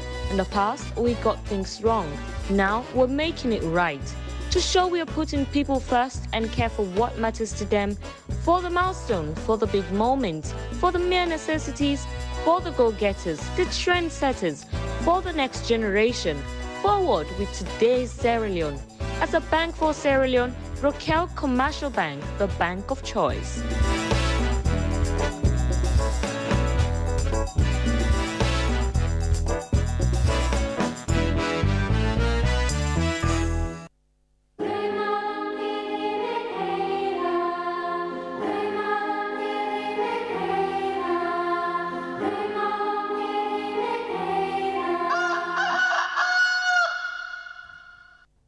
But welcome back to Wake Up Sierra Leone on AYV Television. Thank you for staying with us. And don't forget, you can send your messages to our Facebook page at Africa Young Voices Media Empire Facebook page, and we'll take them as we move along with the program this morning. Before we move into our second conversation this morning, yesterday, if you've been following the program, we spoke to the spokesperson for the National COVID-19 Emergency Response Center in Sierra Leone. That's Solomon Jamiru, and he gave us an update on the fight against COVID-19, given that the center is relieving a number of staff, is ending their contracts owing to us. I don't know which word to use. I mean, the tracks are there that we're winning the fight, so yes, we can always we've had a decreasing number of cases, new cases of COVID-19, and it seems we've surmounted the second wave of COVID-19. Right. So this puts business people, I would say, in a trajectory to call for the lifting of other restrictions, such as the 11 p.m. to 5 a.m. curfew, which is hindering a lot of businesses which depend on the nighttime for survival. This includes restaurants and bars, clubs, and of course informal businesses who run in the middle of the night. So our reporter, Ronald Joe Morovia, spoke to some business people within Freetown to find out their views on the curfew. Let's take a look. Almost 10 p.m. at Lumley, in the far west of the country's capital, Freetown. It's one of the busiest places in the city, with a mad rush of business people closing their shops and the tussle and bustle for transportation, with queues of vehicles in traffic. It's an indication of coffee rush across the country. It's been almost 2 months since the nationwide curfew imposed by government as a result of the rise in new cases of the coronavirus, tagged under the second wave. This has forced people to readjust their daily activities, with major effect on those doing business at night. With a total of 12 cases within the last 7 days, and the country registering single digits for the past weeks, there has been major drop in the infection rates. The country's COVID-19 response team has eased some restrictions, but the 11 p.m. to 5 a.m. curfew still remains in force, causing hindrance for small business owners who operate late at night. I sell no day because I need to sell. Say the confederate the car, we park quick, we go. So we not go able. Una can't meet me at the park right now because of the coffee order. Right now things not easy. With the big papa government, do you have the coffee order and make it pull out for you? like we saw the strain. Send no dates, you know, easy and back again the coffee order, Papa government to the big president bio. Do you make it sorry for it? It's not easy. But also, if the coffee order come out, it's better for we. Would they get to small thing there? Coffee order, yeah. So the way no be there, we be do business simple way. We dey able support to picking there for school business. But right now, we not able do better thing for picking there because sell no day before then they say 10 o'clock to 9. Police and the Hamburg we dey park for Gona house. So we not able to make our up. The lifting of the ban on congregational prayers, sports activities, and the termination of contractual staff employed by COVID-19 Response Center NACOVAC shows the country has maintained stability in the response. This has left many people calling for the removal of the 6-hour curfew. Now I make we tell government for them put for the curfew order. Who they beg? To they pray to God, like how we need again no sickness. May God push her far from we now. For let them put for the curfew order. You know, say let it try invest. We say it try it left from that curfew order let pull up. That curfew order for pull up. Man, they strain, don't strain full man. They try for big Papa government for let lose man there for this curfew order because we say man they come under some minister for the office workers they off some minister 5. Yeah, we take the office workers they follow we can sell there, no we can sell there. But the police the money we or the curfew order back them call we. Many businesses, especially those in the hospitality and recreational center, depends on night operation to thrive. Business owners say lifting the curfew will help revamp their businesses and by extension contribute to economic recovery. Ronald Jomorovia, AYV News.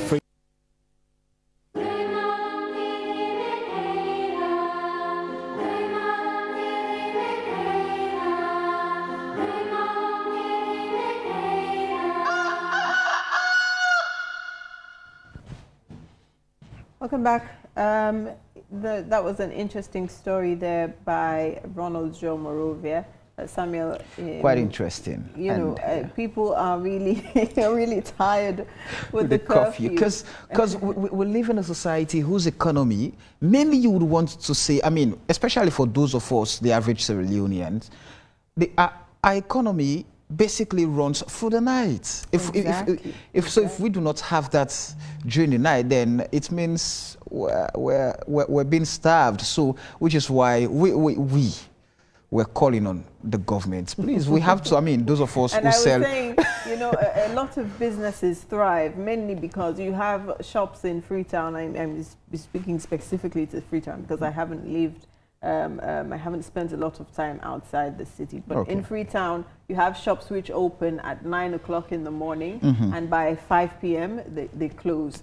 And I'm thinking a lot of people are at work during those hours. So who exactly are you selling to? Especially when we have to come to work, we have to find something, and on our way home, we have to get something for the home. So it's a good thing. All right, I think we now have.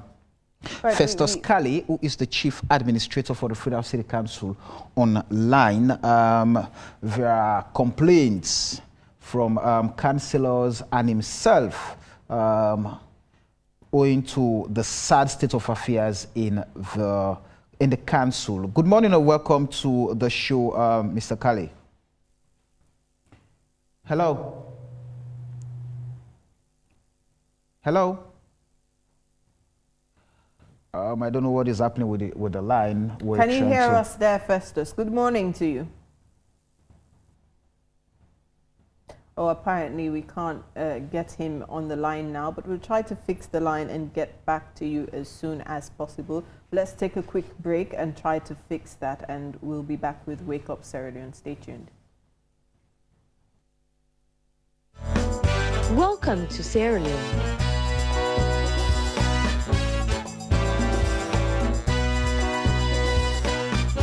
No, the real Sierra Leone.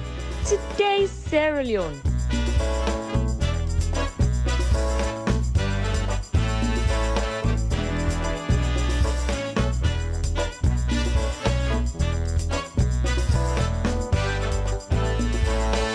It's part of who we are. It has been for over 100 years. We get Sierra Leone. In the past, we got things wrong.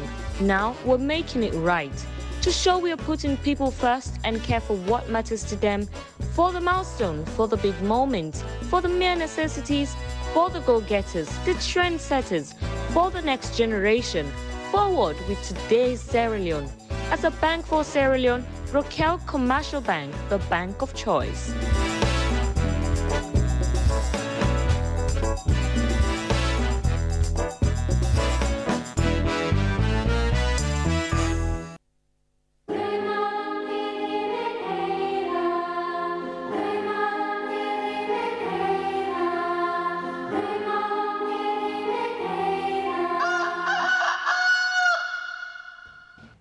All right, welcome back to Wake Up Sierra Leone. We apologize for that technical issue there. We've been trying to get Festus Kale on the line, but I'm sure he'll join us. I think he's there now. As he can. Good morning, Festus. Can you hear us? Hello, Festus. Hello. Festus, are you there with us? All right. Well, in our main studios, we've been joined by Thomas Dixon, a media analyst who's been following the troubles at the Freetown City Council. Dixon, good morning and welcome to Wake Up Sierra Leone. Good morning. Thank you very much. All right. We also await the arrival of the mayor of the Freetown municipality, Yvonne Akisoya, to be part of the conversation whilst we continue to try Festus Kale, having him online there. Right. Now, foremost, let's go back. I mean, since the posting of the chief administrator to Freetown City Council, there has always been this pandemonium, this feud between and amongst council staff, because you have a set of staff who are said to be loyal to the chief administrator. You have others who are said to be loyal to the mayor, and the chief administrator is accusing the mayor of keeping them away from the operations of the council because the mayor develops our own delivery unit, which is apparently doing the work of the chief administrator's unit. So where has that put us? We're now seeing counter allegations of corruption and all of that in the council. Where does that put local governance? Well, it says much about our local government, and I don't think this situation is only unique to the Freetown City Council. There are other councils that are having the mayor or chairman or chairpersons are having problems with the chief administrators. I think it's about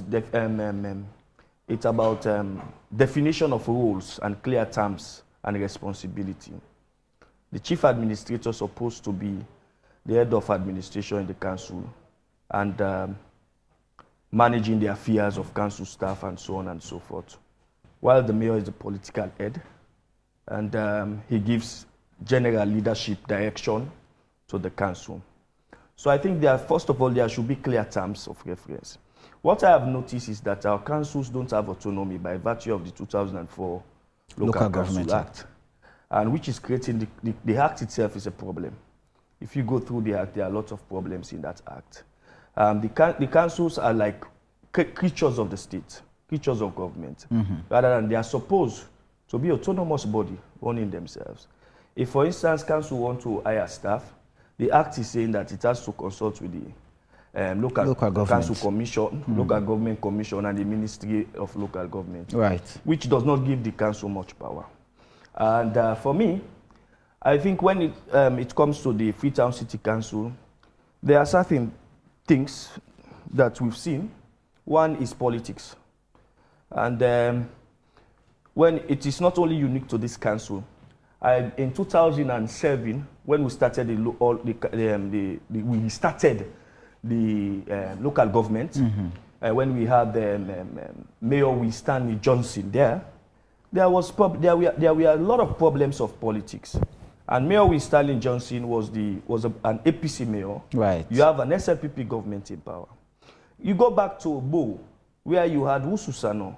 Wususano was the mayor of Bo. And he had in 2007, Stanley was around 2004. In 2007, you have Wususano having problem with the central government. And these are the problems. Now, the creation of the mayor's delivery units is actually, for me, a threat to the local council staff.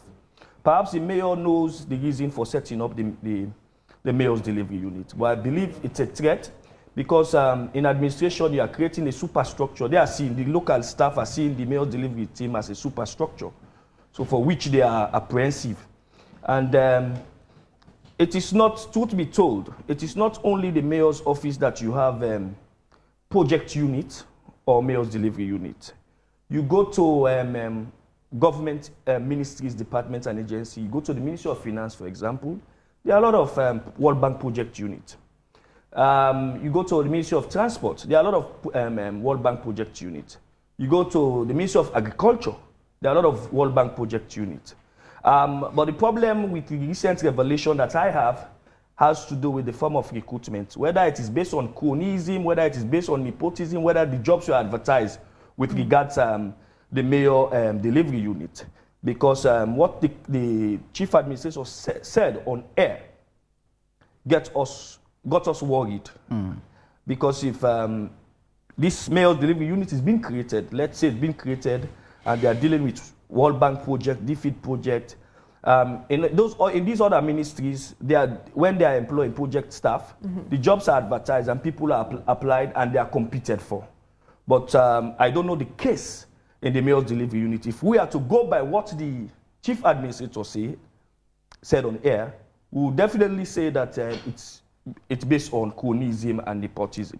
On that note, let's welcome the mayor of the Freetown municipality, Yvonne Akisoya. Good morning and welcome to Wake Up Show. Good morning, Samuel. Good morning, Antonia. Good morning. Yes, good morning, Mayor. Thomas Dixon. Thomas Dixon, nice to meet you. All right. And good morning, viewers. All right.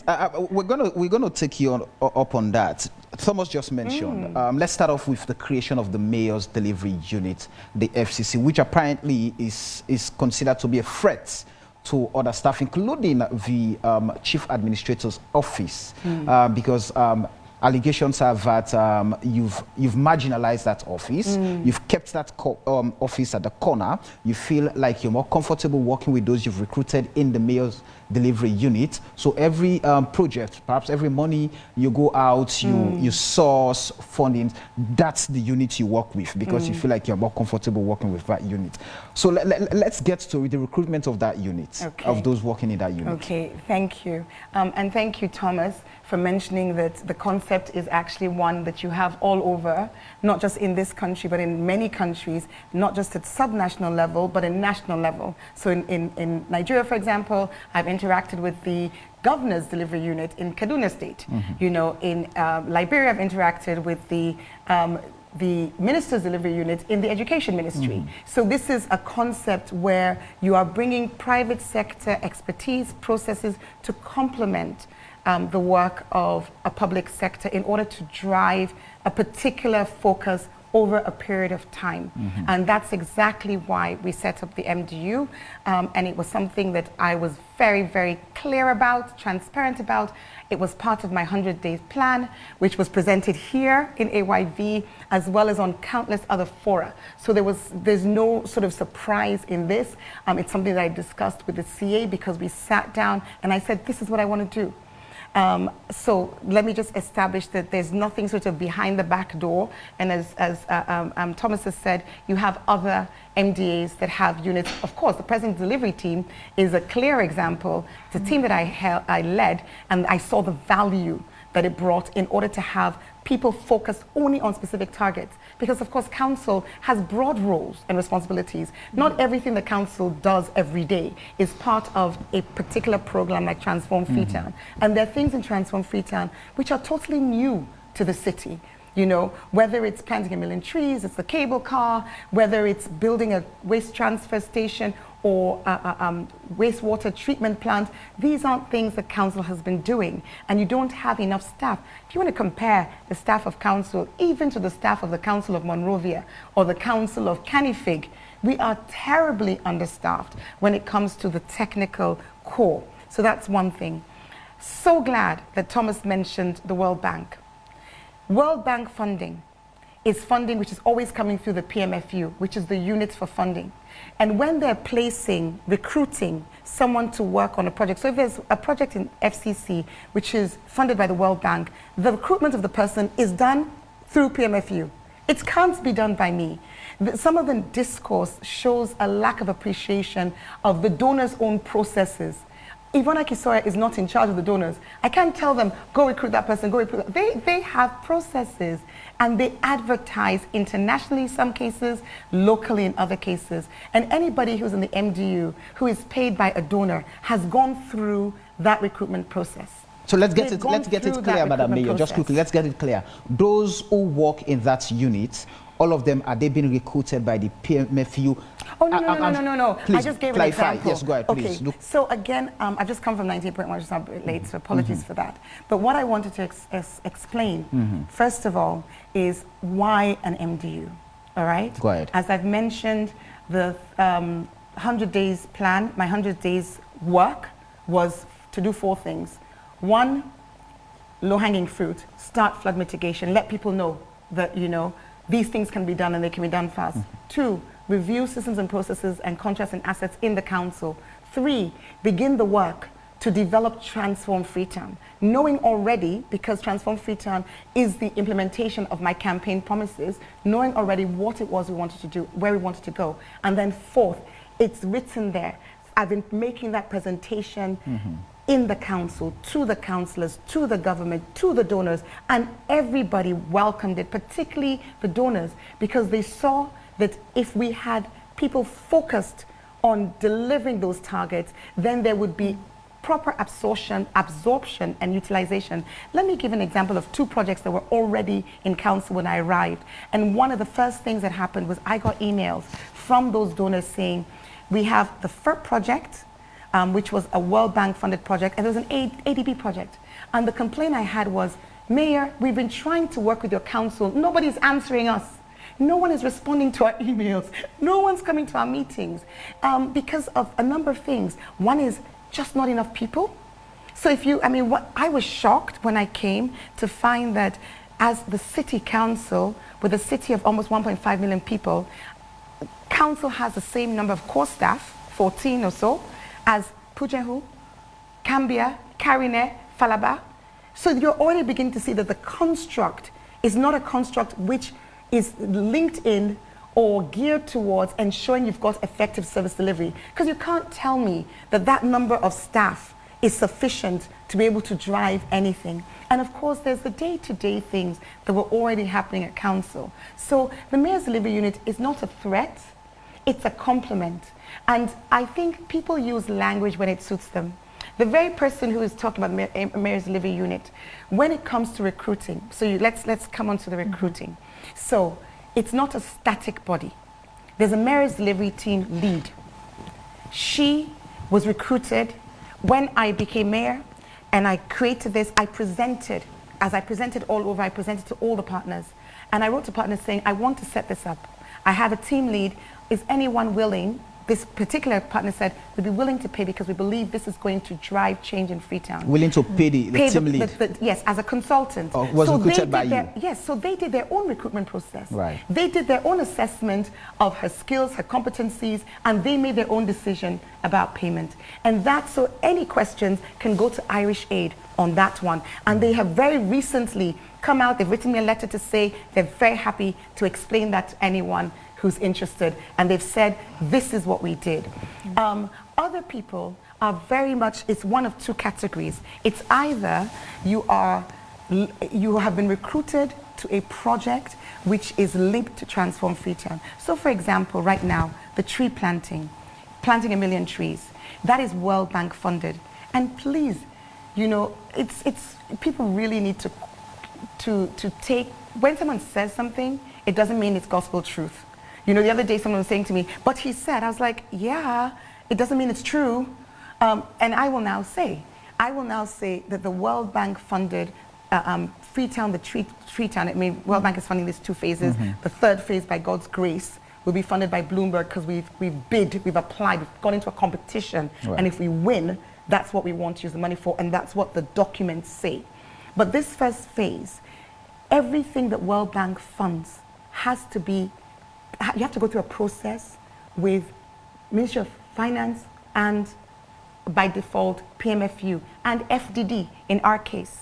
So there was this urban resilience project. It didn't have tree planting.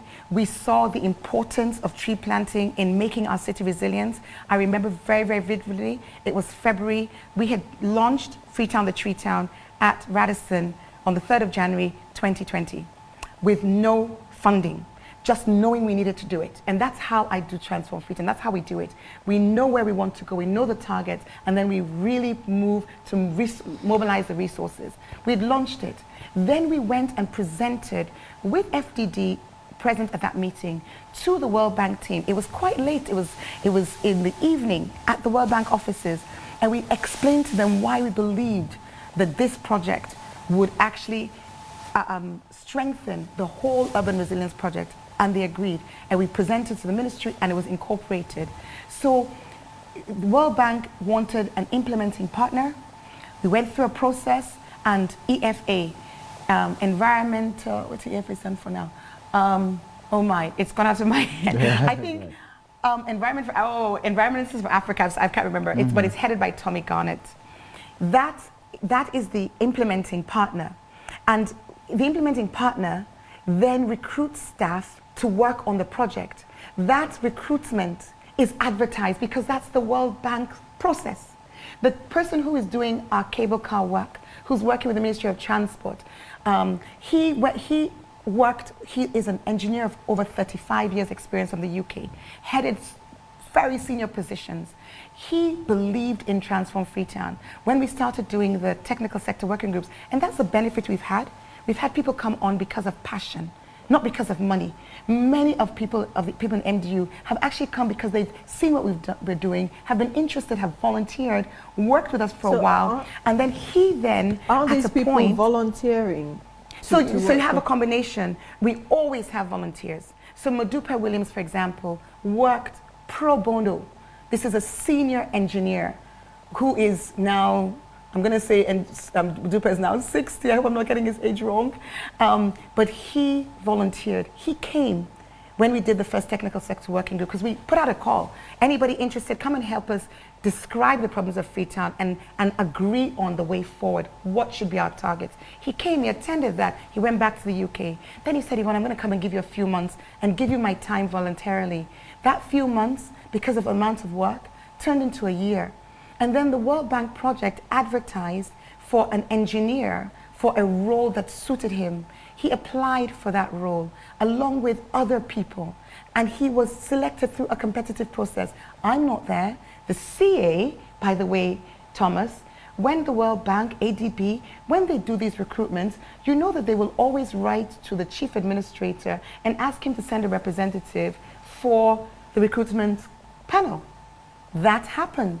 Yes, he sent a representative. So words can be played with in order to give an impression and in order to create tensions. All right. But I want to assure you that there are people, but then that's one set of people. We also have the other set of international volunteers.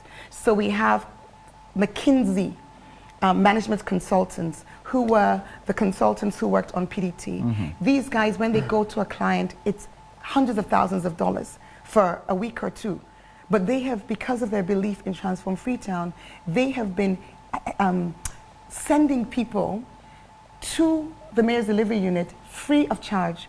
If you are coming, we've had people from Jakarta, from San Francisco, from Buenos Aires, from Madrid. We just had someone arrive from Croatia. They come, they give their time free, because for them, being part of something which is deemed internationally to be so revolutionary and exciting, the amount of projects that we've implemented in this short space of time is something they're attracted to. They pay them, no one pays them. They pay their ticket, they pay their accommodation, they don't get a penny. People have come from Zurich, from Bonn, and they have complimented, you know, the very CA who's talking. He knows that within the Mayor's Delivery Unit, there's staff there that he's recommended to apply for donor-funded projects which are recruiting people into the council. I want to ask a quick question, Madam Mayor.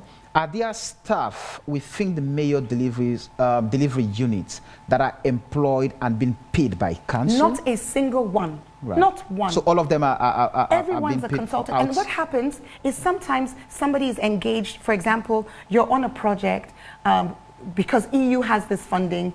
You apply, you get the project, you get recruited. So for example, we have MDU, who is from Rwanda. I didn't know her from Adam. But when the Guma project was on, she applied, along with a Sierra Leonean, I was told. She was recruited by ADB, Guma, FCC was also on the panel. Because what she's doing is part of Transform Freetown in terms of the targets. I regard her as MDU. She regards herself as MDU. MDU just means, like you've said, it's just a project implementing unit. So it doesn't mean that they're special. But it does mean that they've come with particular expertise. It's not because there isn't respect for existing staff. It's because we've decided to do something which has never been done before. So, but do you we think... have delivered over 56 projects. Quickly, do you think the staff you met at FCC, do you feel that they have the competence to deliver your project, or you feel like, oh no, so that is why you set up the delivery unit in your office? That's a very binary question. I don't think that's a question that you can give a yes or no. That's a yes or no, and it doesn't work like that. It's not about what I feel, okay? It's about what has council been doing for the last 20 years. And then FCC Ivona Kisera comes along, she says to Freetonians, vote for me. I'm going to do all of these things. I'm going to geomap the city. I'm going to digitalize property rates. I'm going to reduce maternal mortality by God's grace, obviously working with other stakeholders. I'm going to ensure that we increase waste collection from 6% of liquid waste and 21% of solid waste to at least 60% of both. These are huge targets. If people that you cannot afford to fail. You can't afford to fail. So you have to set up your unit. Einstein is always credited with this. I don't know if it's really true. But there's this saying that if you keep doing the same thing, you will get the same results. Right. So clearly, we've been working in a particular manner for many decades. And if I say I'm going to do something transformative, then there are going to be things that need to change. But what's important is understanding the council as a family. Whether it's the political wing, the administrative wing, whether it's the councillors, it's the staff, it's the MDU. I want you to know that when I came, the very first project that we wrote for was an EU-funded project for the tricycles. Tricycles over the last few years have created over 1,500 jobs for young people, good jobs. And when we wrote that project, when I said to the CA, let's do this. Hey, Mayor, we need the right project. This will be work dandy. I ended up writing, spending nights, getting that done. And then I said to him, why don't you review? Can you review it? Mayor, 28th page, I'll get a chance for that. And this has been actually my challenge. If you walk into an institution where there was no internet in my office, in a day and age, when the CA says to me, I don't use email, when international funding is what we needed to use, I don't believe in being donor dependent. I need to say this. I believe that as a city and as a nation, we need to get ourselves to a place where we're not having to ask other people to pay our way. But I recognize that whilst you build an economy, whilst you build the systems that can give you more revenue, in our case, the property rates, which were stopped by central government last year and which are being sabotaged by some staff, obviously not all staff, by some staff now, that when you build that, whilst you're building that, you need a stopgap. And that stopgap is this international funding. So if you have a policy and you say, I don't read emails, and if when a donor is communicating, as I said, when I came, two projects, and I have those emails. They had been engaging council, and they were not getting any responses. And when I did have the first meeting, because I was pulled aside by a staff member, and in the appropriate place, I would name that person to say, before you talk anything, what do we get? We forget, they forgive we allowance. I'm like, sorry, we've not even heard from the donor yet. I'm not going to go ask them what we get. That's not what I'm interested in. I'm interested in delivering change. Still with us. Before we take that break, Samuel, I just want to ask, is it a matter, because Samuel asked the question about these staff being competent, but there's also a matter of them being involved or believing in the vision of your office. So is that the problem? Is it that the staff you met at FCC do not share the same vision as you and are unable to involve themselves in the work that you do? I would say that's not the case on the whole, okay? And I'd also say it's not the case all the time, because people can be selective when they want to be, all right? So for example, the transfer stations, of which we've had a lot, the transfer stations came with a project vehicle. The CA said, I am the head of sanitation because I'm the head of the administration. I am using that project vehicle. And he commandeered it. So, you know, that's to say, I mean, so you don't know about the project, but you know about the vehicle. And then, unfortunately, he didn't comply with the vehicle agreement terms, and in the end, the donor asked for the vehicle back. So I just want to say that things can be selective to suit. But I also want to say that for the sanitation department, for example, which is one of our flagships, there is so much collaboration. There is so much working together. You know, there are so many examples, and I'm not going to start naming names of people here on TV. But I want you to understand that when you see pushback on something which should make a change to the lives, not only of Freetonians, but to staff, then it's sometimes about people's own interests as they perceive them to be. And one key point has been this digitalization. So you have, for example, the bailiff department saying they are no longer able to go out and collect money in the streets. But we tried to incorporate the bailiff department. They went on the training to be part of the teams that will now get this information digitally. They did the training. I had a call from the CA yelling and screaming at me in January. He didn't know about the training, and he, I signed a letter. I said, wait a minute, let me go back to this. I need to understand what you're talking about. I looked at the letter. It was a letter I'd written, which went with the with the demand notices, just saying to people, thank you Freetonians for supporting Transform Freetown. Please pay your rates because this is what we need to be able to invest. I should write that letter. I'm like, okay, cool. But I don't think you should be shouting at me, you know? And actually, I have every right to write a letter like that.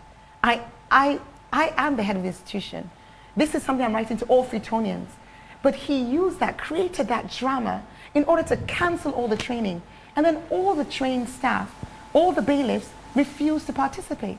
So it's not a blanket. There are those who, like, for example, I was just saying, I've received in this last 2 days, two emails, one email, one WhatsApp, from residents of Freetown. It's not the first time. I get them all the time saying, I'm trying to pay my rates. I've been trying since January. I've sent people and they're sent away.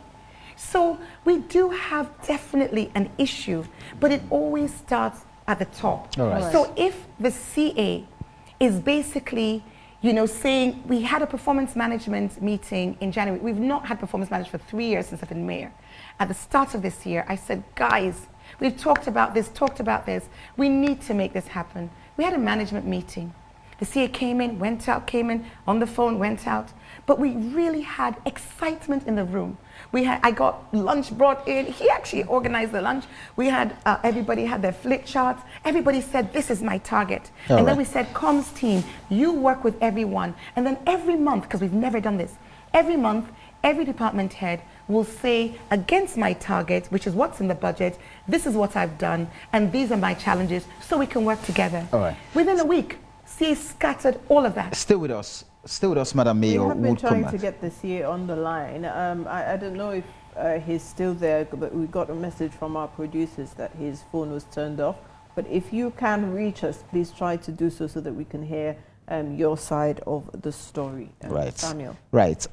Let's quickly bring in Thomas Dixon. Thomas, you've listened to So the mayor's submission and with things happening in the council. First of all, what do you make of I mean, like I said, there has always been from this side to this side.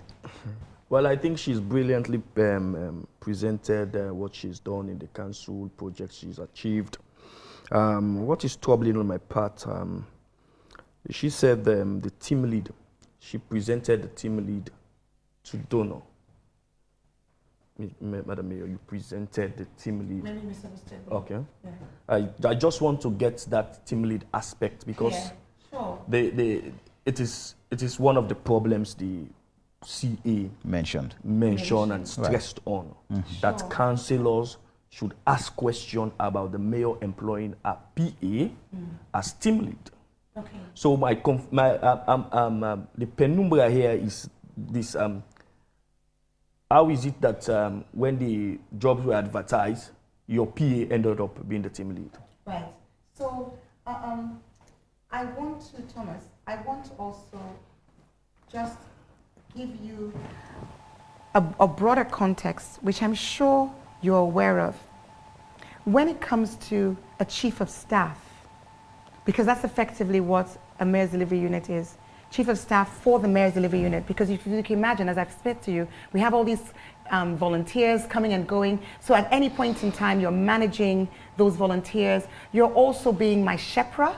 So let me give you an example. In 2019, I went to UNGA, the UN meetings, and I asked the CA to accompany me. We went together. The CA didn't attend all the meetings. Fair enough, people are going to want to have a break. Me, I work constantly. But what was actually my challenge was that when we went into meetings where there was a need for networking, because you don't get these fundings by sitting in a corner on your phone. You get this funding by actually engaging. Not everything is there. You go, you engage, you talk, you network, you sell your dreams, you sell your vision. That's what you do. The CSA, me are not able. You could talk to them. So you have a situation where you need somebody, because I will go to meetings. So for example, I went to the Global Parliament of Mayors and Manja traveled with me. What Manja is able to do, you call her a PA, but she's effectively the person who, when it comes to engaging internationally, when I've done a presentation, you've got a room full of people. You may laugh, but I want you to think in every office, including the highest office of government, the chief of staff there, did they do a recruitment? I don't want to start naming names, but we all know, personalities that are in governance. In other words, you have a closed team. The team leader is the chief of staff in your... Not chief of staff in terms of administration, but in terms, I'm trying to give you the expression. Okay. I want you to understand the role, the person who is your right-hand person. And if a donor, you need to realize that donors are mature, they have their own recruitment processes, they have their own policies. So I would like to clear the air on you, that, yes.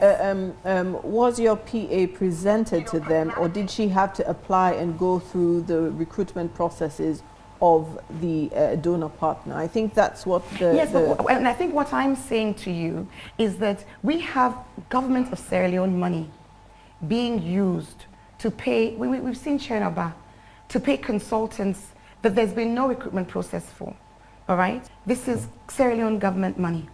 All over, if the recruitment process was one that, and I do believe that you have processes where you can have a recommendation for someone. These are valid processes.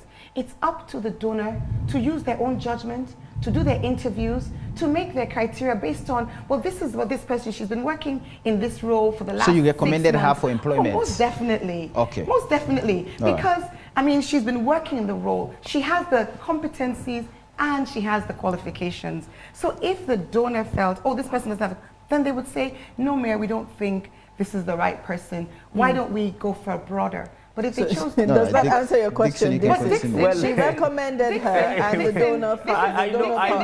I highly recommendations can give someone jobs. But this is a case of public service. But public service is not paid for by the public purse. even if it's not paid for by the So public then I want purse, you, Dixon. but it's public service, and we're expecting people, especially when it's a highly paid job, people to compete, job to be advertised, and if behind the scene, the mayor can recommend, and at the end of the day, I recommend the person. Did I say it wasn't advertised?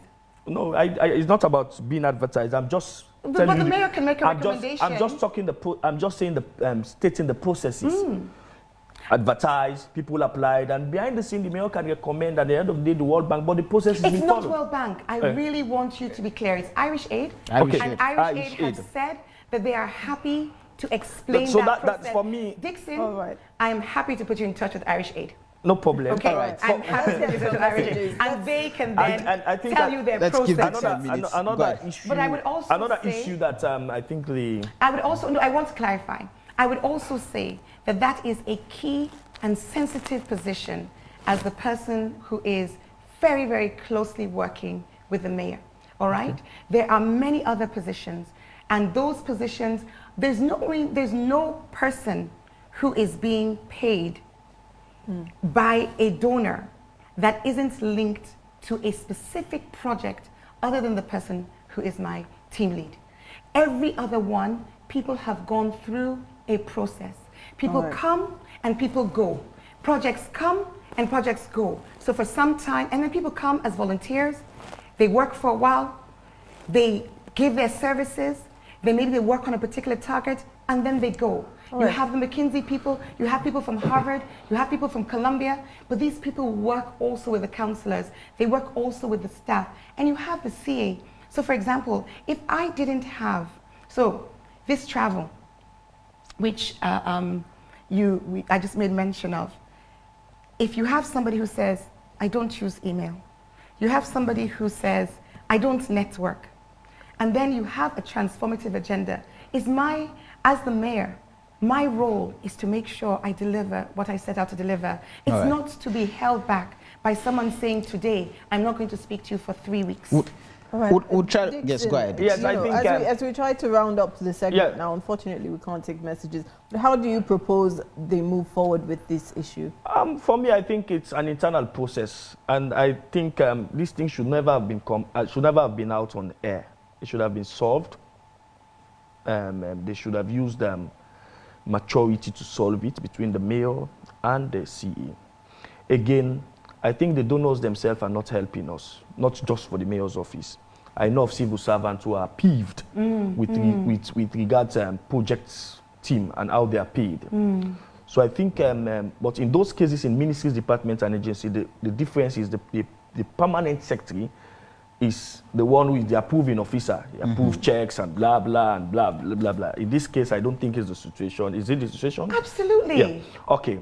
So please, I must clarify, no money comes to the mayor's delivery unit. No projects come to this is all fictitious.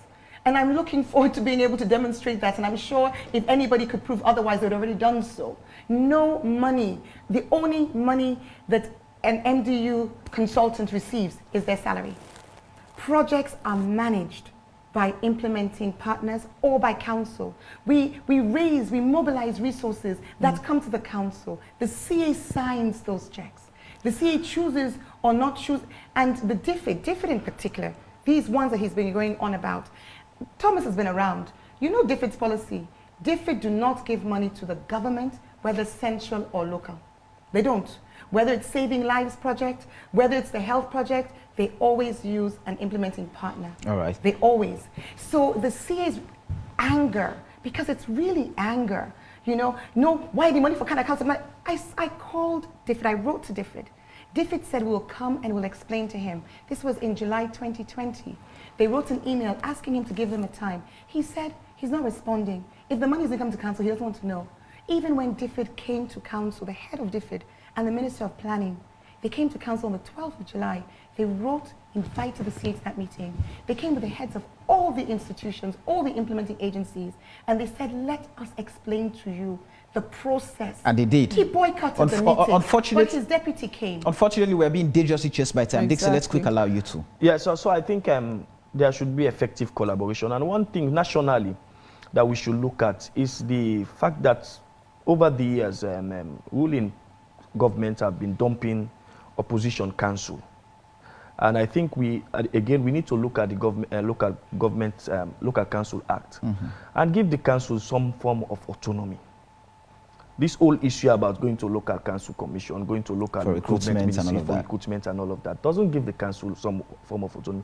And the reason behind local council is for this council to have autonomy to be able to deliver down there at the locality. And I don't see any reason why certain things should be politicized. Because if it is being delivered, let's say by an APC mayor, when they are going to do the launching, the Ministry of Local Council will be there. It will be a national project, and it's a feather on the cap of both the local council authority and the government. So first of all, I think there should be an internal structure of solving this situation. I need to understand that the council is divided. So it is clear that the mayor and the CA are definitely not seen. They are not bedfellows at all. I mean, there's a very thick wall between them. I need to understand that the councillors are divided also. Exactly. You have councillors who are in favor of the mayor. You have councillors who are, including the deputy mayor, who are in favor of the CA. So I think they have to settle that so that they can deliver. Time is fast spent. Right. Exactly. Yeah, they have 4 years mandate so that they can deliver and deliver good. Well, God so good, the mayor has talked about delivering 56 projects. So I believe... and we have photographs. And we have our face. I mean, we're very transparent. I'm here all the time. Today I'm going to PCMH. Tomorrow I'm going to... Perhaps if they are not fighting, we would have seen the cable car. Indeed. And also, no, a very good point. You make a very good point. The guys who sweep the streets have not been paid for 2 months. I don't think this is a coincidence. I don't think the things that are being hijacked. The money's there. We're slowly running out of time. Are a coincidence. My flagship, sanitation, the transfer stations not being open, it's having a very negative impact. The tricycles not being paid means the streets are getting dirty. So this is not... And the money, the resources is available. The resources, but also the resource mobilization. People being told, hey, what do we can't force for pay for? Go, hey, we not see your document. We have to close the program. We have one more minute. But thank you very much for speaking. We're here to deliver for the people of Freetown, and I'm going to say that. Thank you. We must deliver for the people of Freetown. This is where we end today's edition of the program. We have to close the program.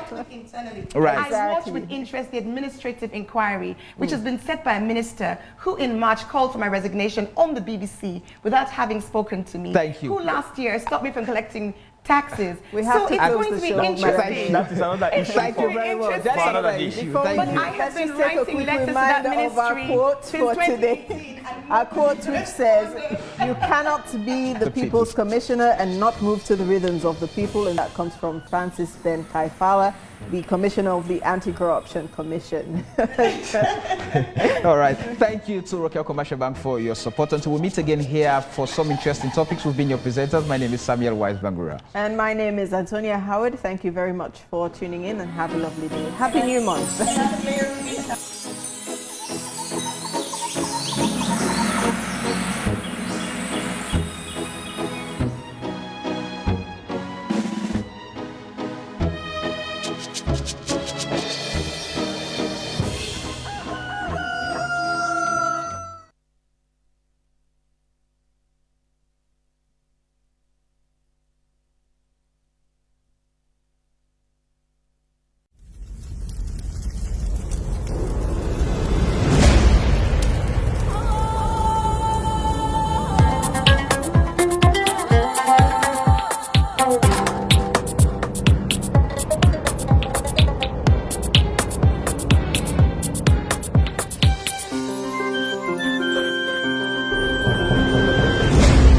You're watching AYV Television.